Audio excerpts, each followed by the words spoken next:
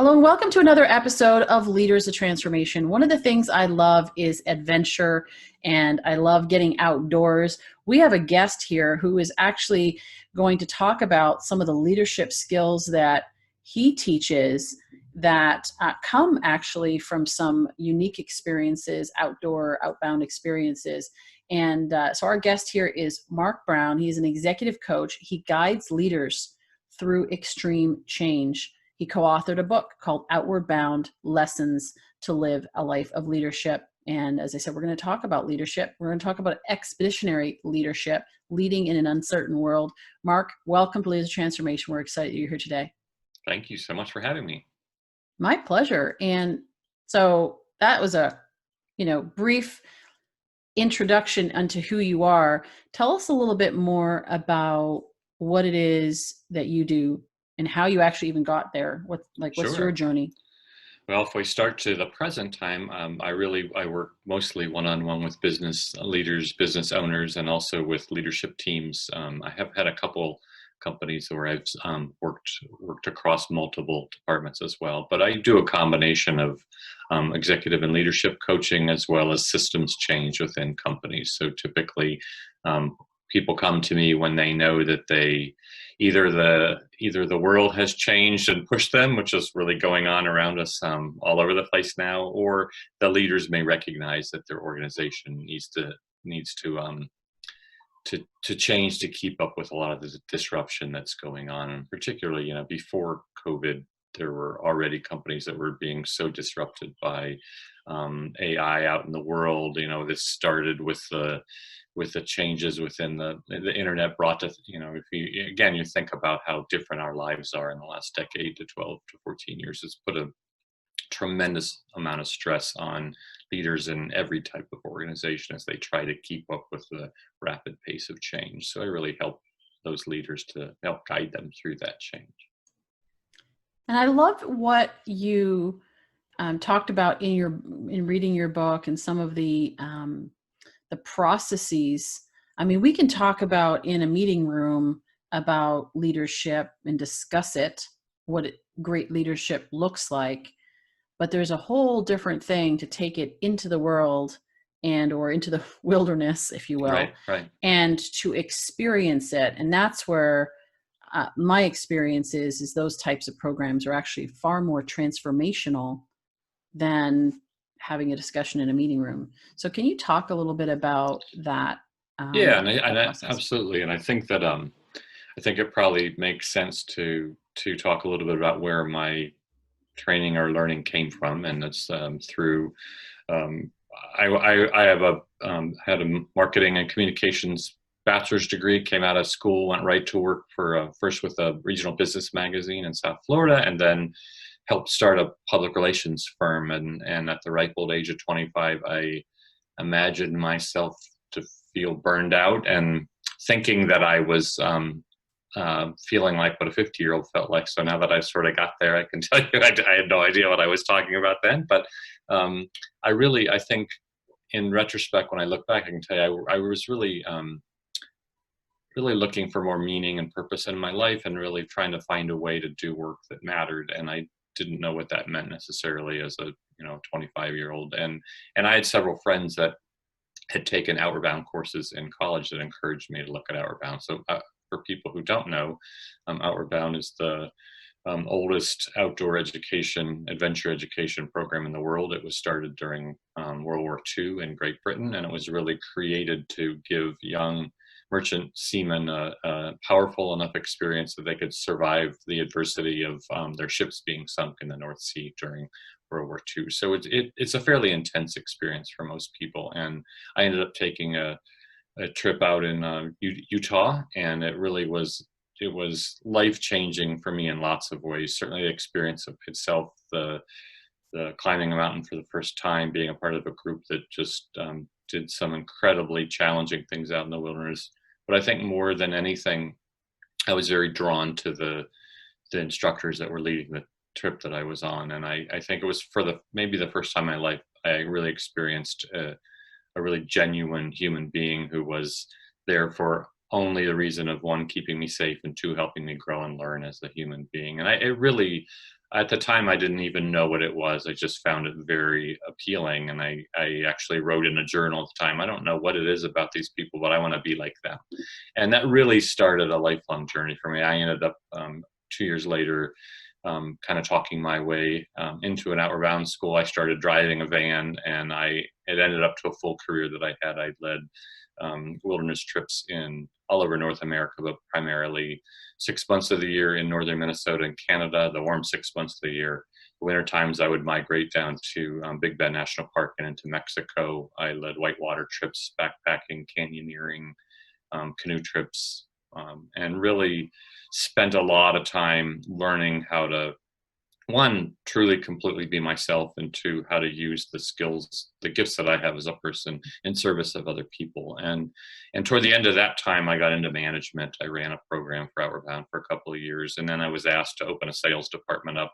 I was probably one of the few people in their field staff, if you will, that had any kind of business background, because I had started out in business. So I traveled the Midwest, and I sold Outward Bound programs to companies and to schools, private schools, universities across the upper Midwest. And it was when I started, excuse me, when I started designing leadership programs that really crossed over between what Outward Bound does in the wilderness and what it could do inside of an organization. And that started really, I guess, my intrigue with how these things really fit together. And I ended up moving to North Carolina and going to work for the North Carolina Outward Bound School. And there I did almost exclusively professional development work. So I started having the opportunity to go inside of companies and spend time, as well as going out on the wilderness. And I got trained to be an executive coach then. I always call it back in the dark ages when coaching was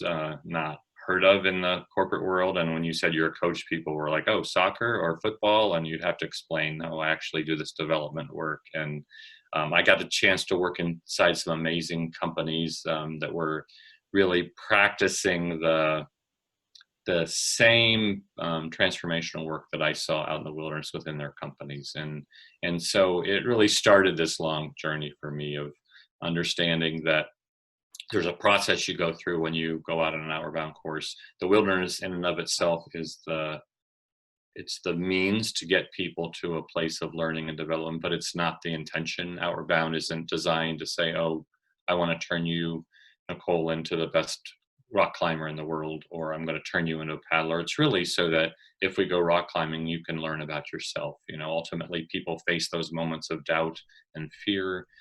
They overcome them typically. And for most people, the community experience of being with a group of 8 to 10 people for 24/7 can be pretty powerful as well. And usually that's some ways the greater experience that people have. It's not that, oh, I overcame my fear of heights, but it's more suddenly I found a deeper sense of belonging with a group of people that I've never experienced before. Or when I was at my biggest part of adversity, which Outward Bound is typically, people face those moments where they're pushed to the edge of their abilities. And generally you get in that moment and you're in the middle of this very trusting, caring community of people who support you through those moments of doubt. And it really creates a deep sense of belonging and a deep sense of accomplishment that allows people really to face themselves, face their fears.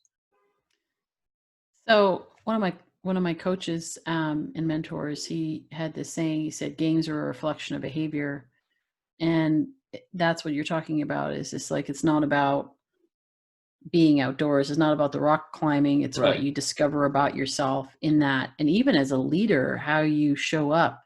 I noticed that as I've led programs like this, you'll notice certain people will check out and certain people will step up and lead, maybe even to an extreme, right? Sense Right. of dominating or That's right. whatever, domineering. You see all these behavioral, dynamics showing up. What was it for you that was the in your face, like, wow, this is something that I observed about myself that I want to change or improve, transform, when you first took the program or initially in the early days?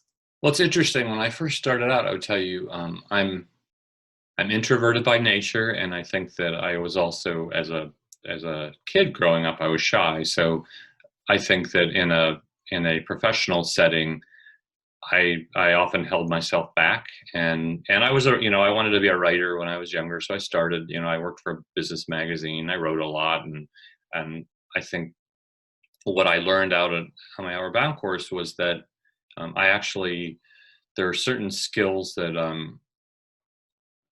I wouldn't, maybe they're innate, but I think they get developed over time when you're with groups. And part of it is watching group dynamics and understanding people. And what I found was one that I actually, um, I'm a pretty empathetic person, and I tended to pick up on where people were, even if it wasn't spoken. And what I learned to do is bring that forward more quickly into the environment and and I would tell you it's exactly a coaching skill. What I learned when I got trained as a coach, which is you name what's present, right? And you, in service of that person, you know, it could be blurting something out because it's an intuitive hit or something, but you throw it out there, right, to see if it serves that person you're coaching. And I learned through my years at Outward Bound to be really trust that gut instinct inside of myself that said, I think this is what's going on right here. And I also noticed that I'm one of those people who, when a team is forming and working together,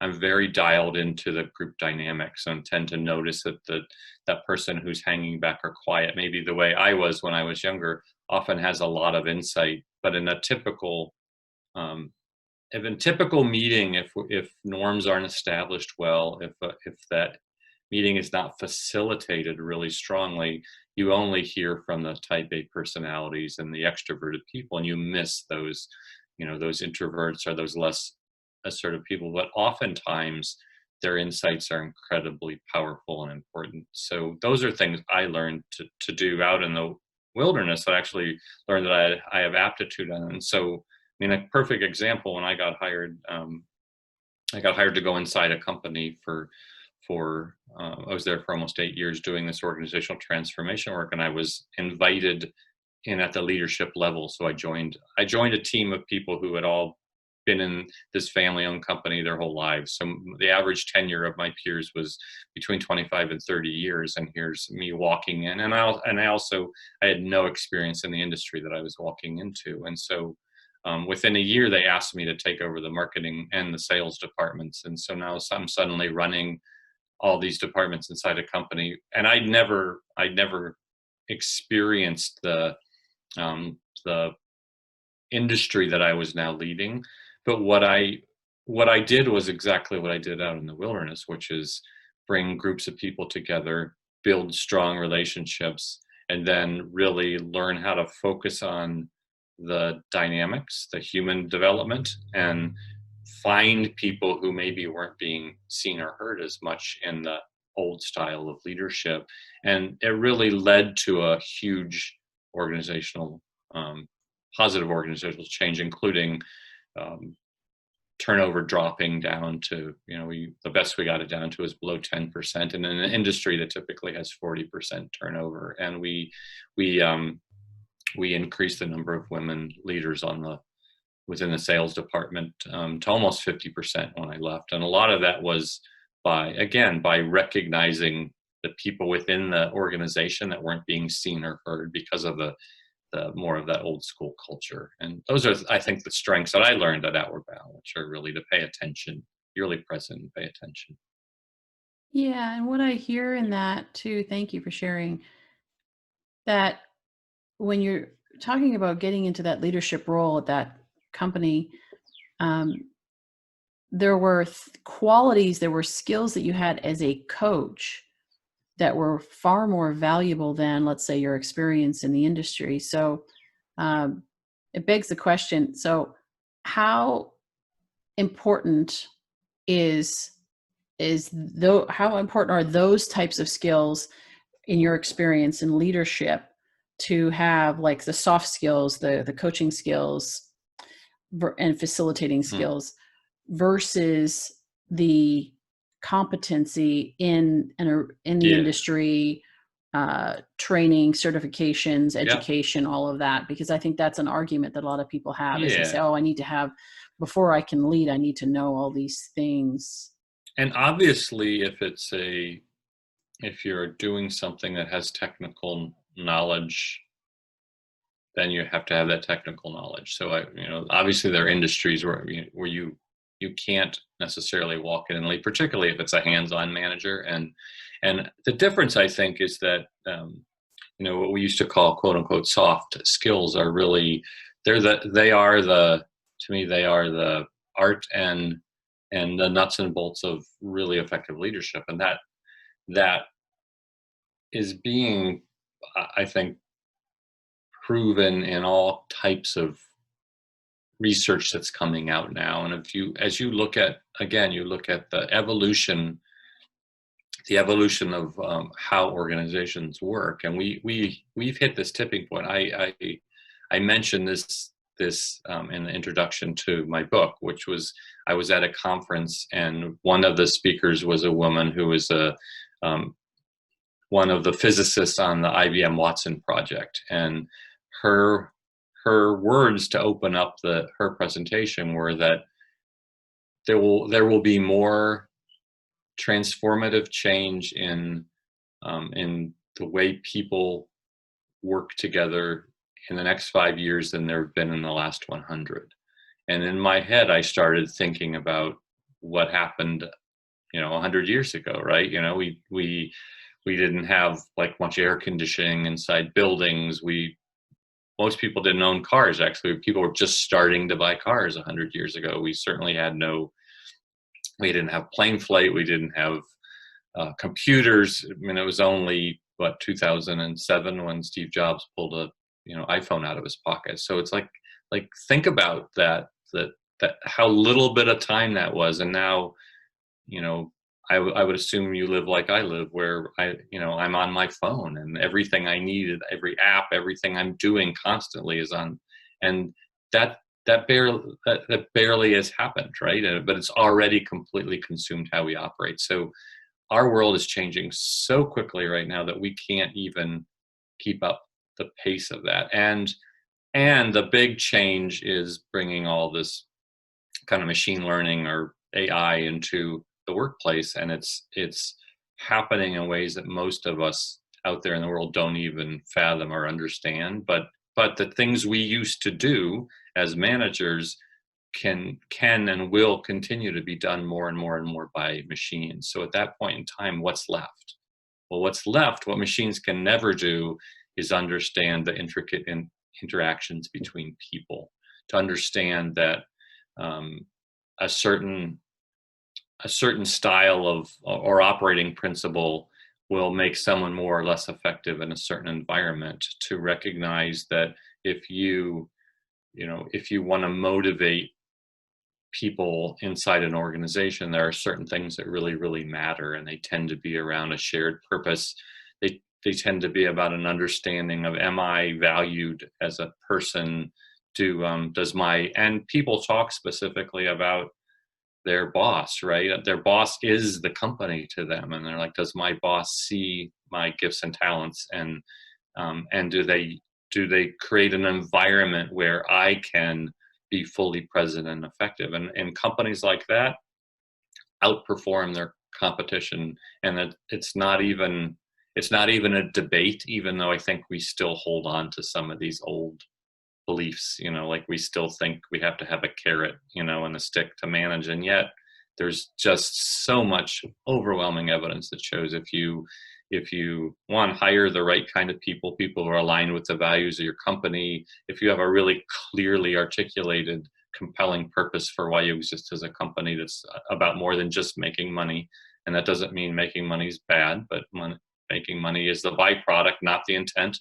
And you create a place where people can grow and learn and feel supported, that you'll be rewarded by loyalty, by hard work. And that, to me, is it's really the next target area of human performance that leaders need, not just people like me. Like, it's great to have someone like me come in and I'm not complaining, right? It's given me a good livelihood, but this is what leadership needs to learn how to do. And really, if companies don't do this, they're not going to make it. there's too much pressure coming on and change.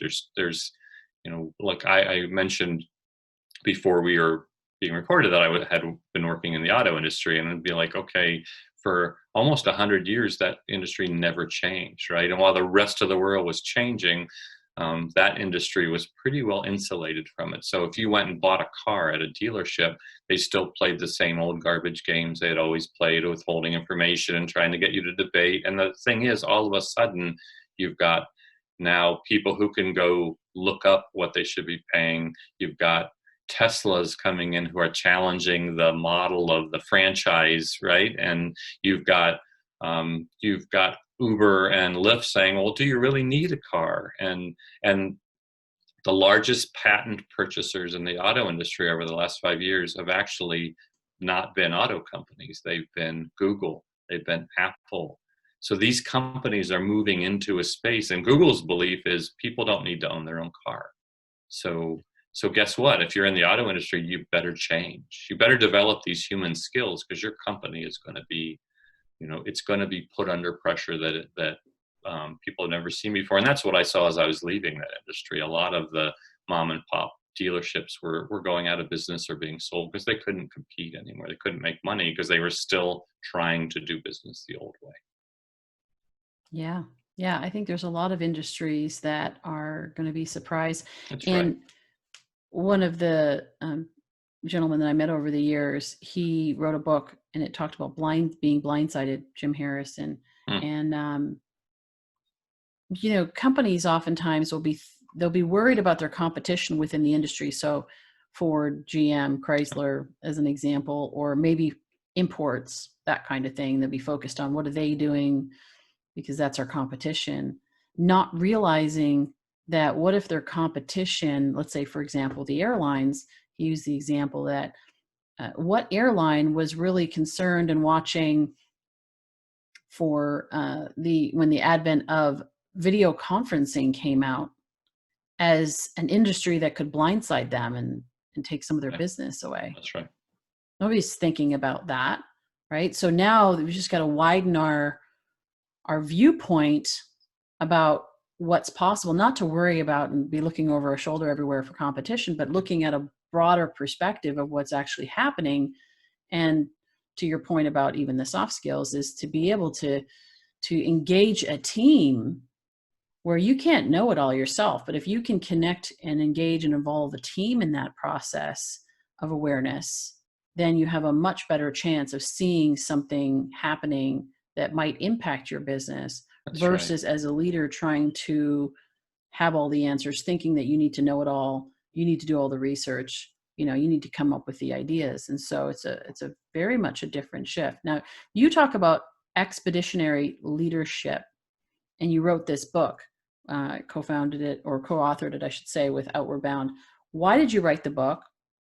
How do you explain it? Because the book talks about expeditionary leadership. What is it?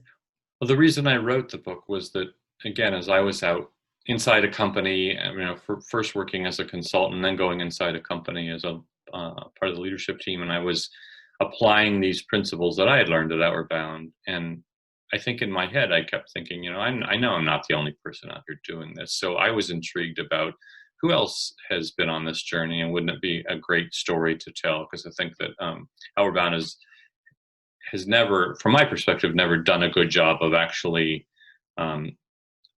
claiming or measuring the impact that they've had in the world, right? Because most people think of it as a wilderness experience, and that's where it's put its energy. So I met a great publisher really at a conscious capitalism conference, and we started chatting, and he got intrigued, and he said, I think you should try to write this book, and I'll try to see if I can help you get it approved within our publishing house. So that started this conversation, and I had the opportunity to interview 15 different people, and they range in age from a woman who was actually 16 at the time she started an international nonprofit that's focusing on climate change to Arthur Blank, who's the co-founder of the Home Depot and current owner of the Atlanta Falcons. And so all these all these people, the thing they had in common that Outward Bound had an impact on their lives, and they were applying their principles in the workplace.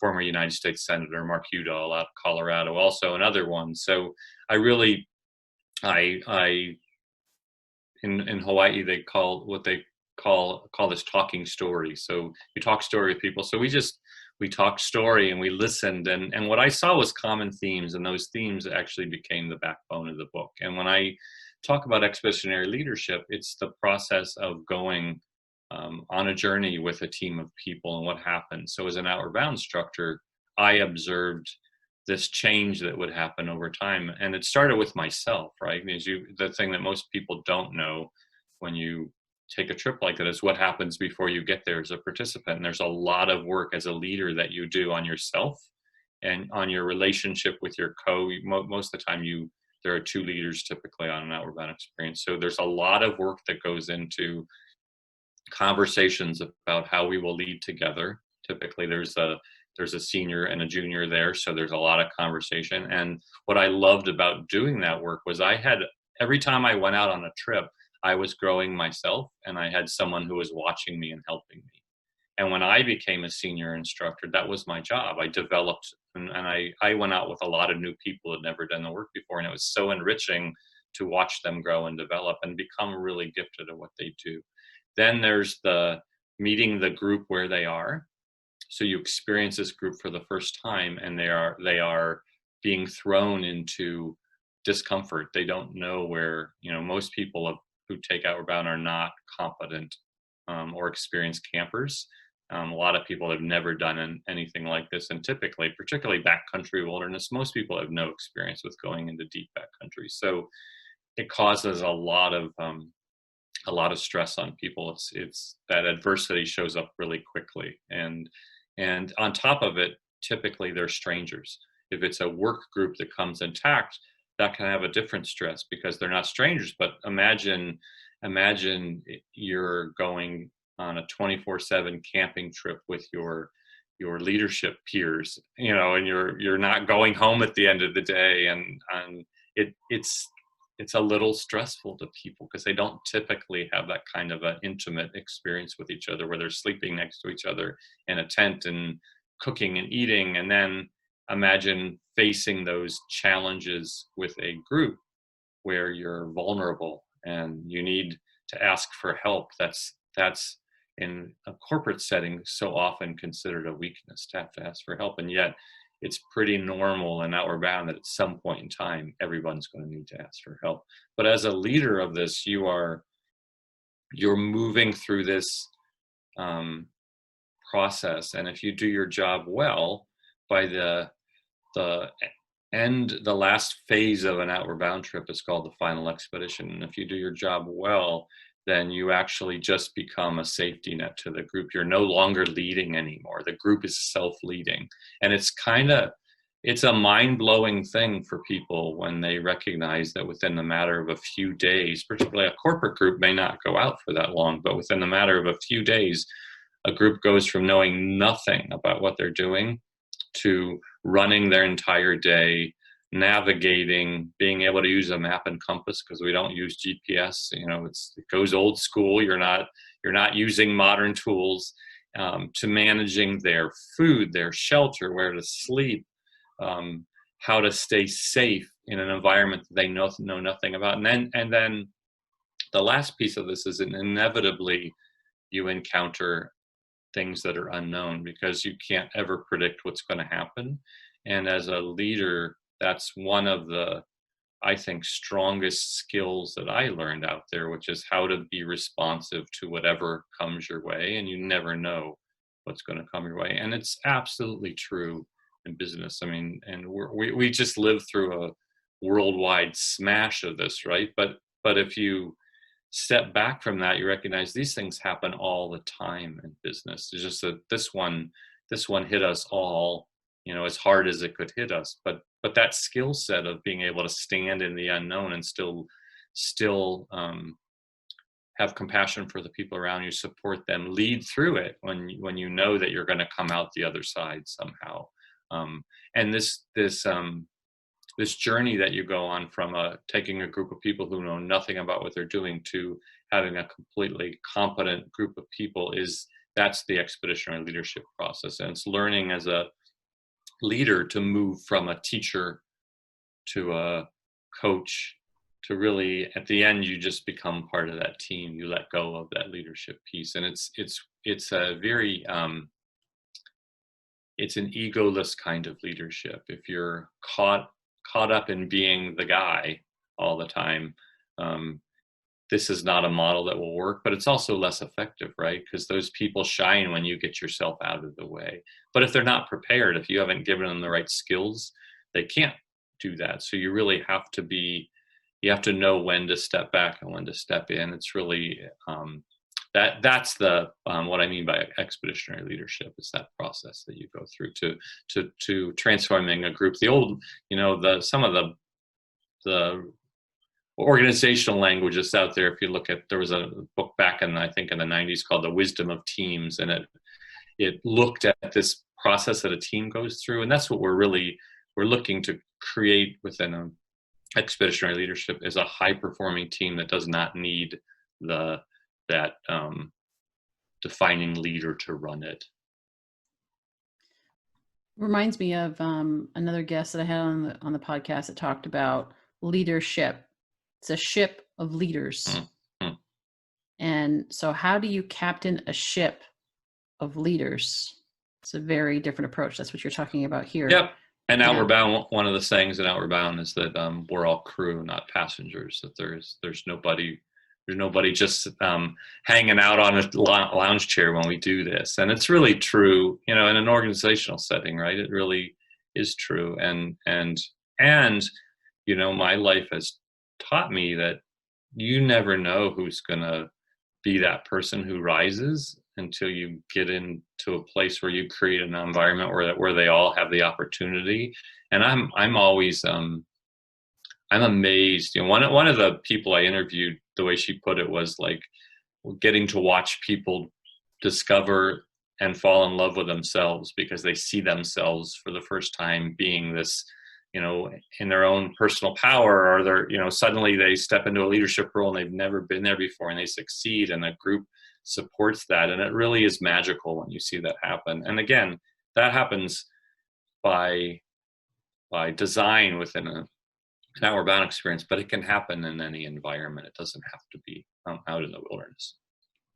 Well, and that actually brings me to the last question, which is really about, okay, so coaches, leaders that are listening, leaders of transformation, they may not have the opportunity to do an outward bound adventure, a trip, but how do you work with your clients over the phone, or however you do it in person? Yeah. Probably now it's over the phone. Of course, you're in Hawaii anyway, so it would be virtual.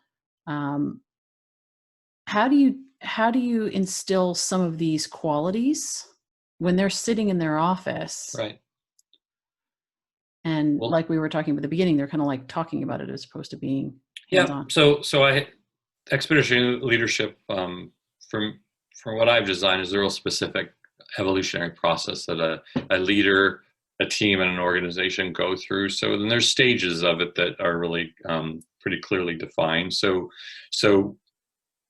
I can be that instrument. If I'm in person, I can come in and set up those things, and I also can do that design work with a leader who is committed about making those kind of changes. It's a journey, so it's not going to be this isn't a 4-hour seminar and you're done type of experience. This is a process that will happen over many months for a leader to make this kind of change. And it requires, it starts with a real good self-inventory. So that's where we start. Just like before a participant comes on an Outward Bound course, you start with those instructors. So when I was a leader at Outward Bound, one of my favorite jobs was really doing that assessment work of an instructor. So it's really getting a clear definition of where are you, as a leader? Where are your strengths? And that includes,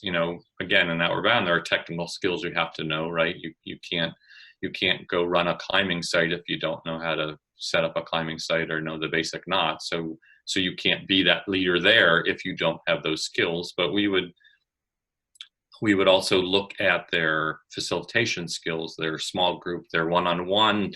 We really dice all that up and look at it, and then set goals. So again, for an expeditionary leadership journey, we start with that leader saying, we're going to focus on you.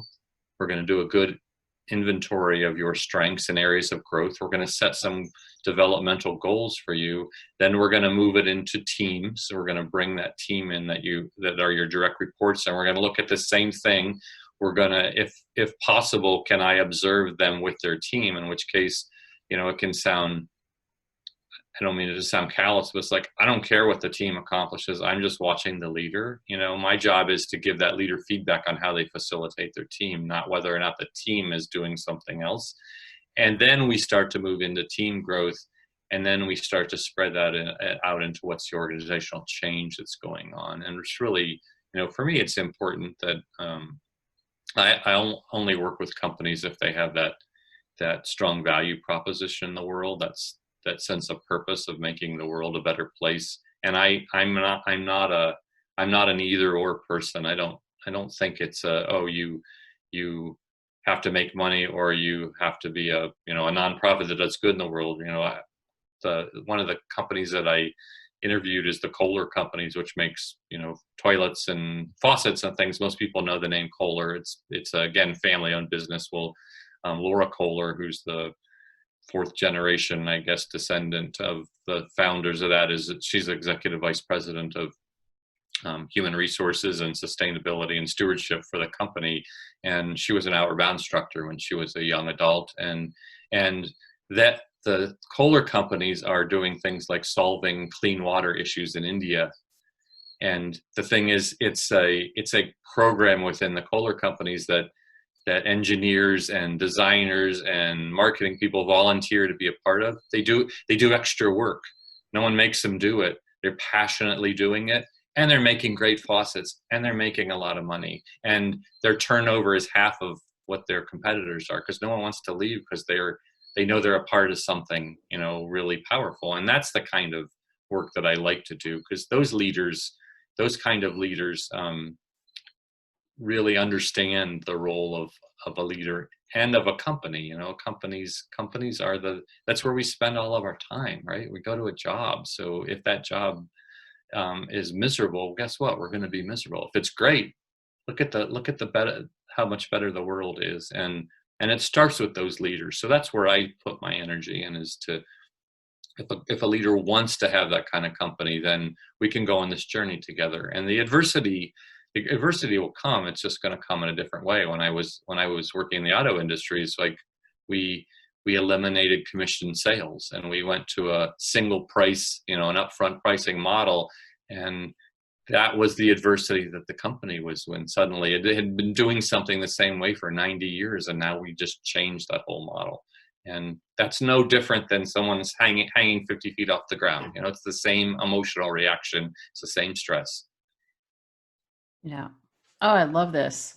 Mark, thank you. Thank you so much. I appreciate it. And I think there's so many finer distinctions in there about leadership, what it is, and how to be a great leader. And I'm going to recommend that our listeners, and if you're watching on video, go get a copy of Mark's book, Outward Bound Lessons to Live a Life of Leadership. We'll make sure there's a link in the show notes. We'll also make sure there's a link to Mark's website, which is markmbrown.com, and so that you can get connected with him. If this interests you, if you're an organization or you're a leader of an organization and you want to better your leadership skills and become more of an expeditionary leader, especially in right now, because you are taking your team on a journey, whether you like it or not. Change is happening. It's like sometimes you hear people say, I don't like change. It's like, well, change is always happening. And if you're not changing, the world around you is changing. That's So right. you are moving. You're never staying in the same place. So you're either moving forward or you're moving backwards. So, or sideways. But whichever it is, you've got to be able to lead through that and make a decision how you move forward. So, so I would encourage you to take advantage of what he's got available, resources and so forth. Final words, Mark, before we wrap up. Final words. Well, I would just tell you, I think that, you know, as I've seen from my career in Outward Bound, is that the best is coming, and you know that it's like you can you can surf the wave, or you can get buried by it, right? And it's a lot more fun to surf the wave. So just recognizing, you know, there's people find out the best in themselves when our backs are against the wall. And so I think this, you know, my encouragement is for people to embrace the change and really thrive in it. Don't let it consume you. And really, it's an amazing time. You know, that there's some anthropologists are actually calling this the Anthropocene, which is the time of humans, because we are changing our world, and my hope and belief is we can make it for the better. Well said. Well said. And I have this picture of riding the wave or getting buried by it. And so what a great visual.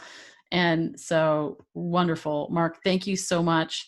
Thank you to our listeners and viewers for tuning in today. I hope you enjoyed this. I always say, leaders of transformation, take action. Do something with what you learned today. Take action on it, even if that's observing yourself and noticing, what kind of leader actually am I? I want to create transformation in the world. I want to make a difference. How am I actually making an impact and the difference within my own team? What journey am I taking my team on? And how am I handling the obstacles that we're facing along the way? And am I trying to do it all on my own? Or am I bringing people on the team around? Am I creating the space for them to be crew, not just passengers? You know? And so I would love to hear how this is impacting you. You can find us on leadersoftrandsformation.com. You can reach out to me there. Of course, on social, you can follow us. But I'd love to hear how this is impacting you. If you have questions or comments, please reach out. And also, if you like this, you know, and enjoyed this episode, or you know a leader, somebody else that's maybe struggling through this time of COVID, struggling through this time of, certainly in the US, we've got protests and riots and all these things going on. And that's, of course, impacting the way businesses are being run and impacting certain businesses more than others. But even in the midst of all of that, and being able to support your teams through that, and, you know, and so in the midst of all that, again, as I said, we'd love to hear how we can support you in that.